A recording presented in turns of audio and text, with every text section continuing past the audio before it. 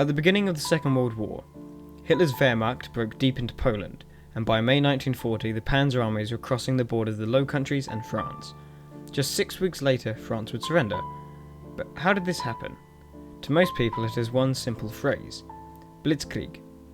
Today we will look at what Blitzkrieg is, and how it was implemented within the Wehrmacht.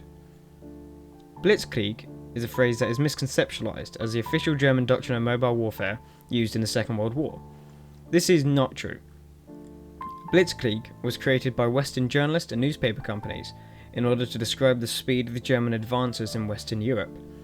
The word was never used in the Wehrmacht accounts and only became used by Germany for propaganda purposes. The name for the doctrine that the German army used against Western Europe was Bewegungskrieg, or maneuver warfare. After the First World War, Germany had to rely on new forms of warfare for future conflicts. Between 1925 and 1935, the Weimar military, or Reichswehr, was developing ideas of independence of action, giving the final objectives to leading figures, and they have to go about executing them in their own way.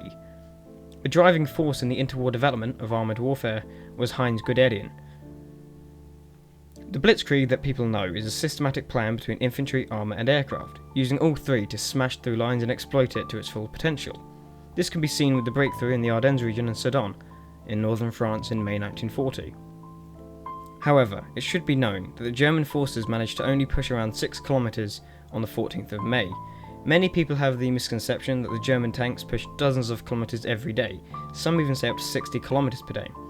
While this is true for some days such as the 15th of May, it is a misconception and it should not be written down as fact. Back to the breakthrough. The outcome of this particular breakthrough led to the encirclement of Anglo-French forces near Dunkirk. This is mainly a result of independence of action by Panzer generals. Heinz Guderian in particular ignored High Command when they ordered the Panzer Group to stop and reorganise. He continued on through doing what he called heavy reconnaissance and opened a gap between the Allied lines. This was not only due to his ability in terms of independence of action, but also the weakened Allied command in the area. Julian T. Jackson writes in The Fall of France, the Nazi Invasion of 1940, "The caution and hesitation of Flavigny and Brocard, and the impetuosity and boldness of Guderian perfectly encapsulated the difference between the French and the Germans in 1940. A downside of the rapid advance of the Blitzkrieg was that the Panzer divisions left their flanks dangerously exposed. The tanks had advanced so quickly and so far that the infantry was miles behind them. This, however, wasn't an issue for the German army in 1940, as the Allies made no real breakthrough and failed to cut off German panzers. The encirclement at Dunkirk was a direct result of the usage of heavy mobile forces by the Germans and the inadequacy of the Allied command and organisation. This is the Blitzkrieg in the West that people think about. It's the hesitant Allied command and the rapid advancing tank units of Germany. The fall of Western Europe in May and June 1940 is put down to Blitzkrieg and the superiority of German forces. That can be true. From this we can see that both sides were not equal in the approach or execution of wartime strategies.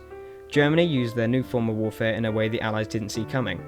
Some may argue that in hindsight the Allies had an idea of this new tactic and didn't account for it, but that is for another time.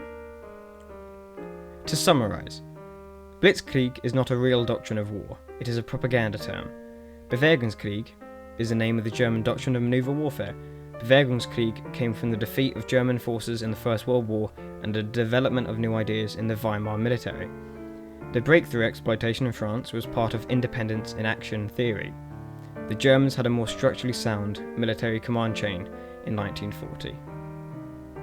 I hope you enjoyed this shortened history video. Thanks for watching.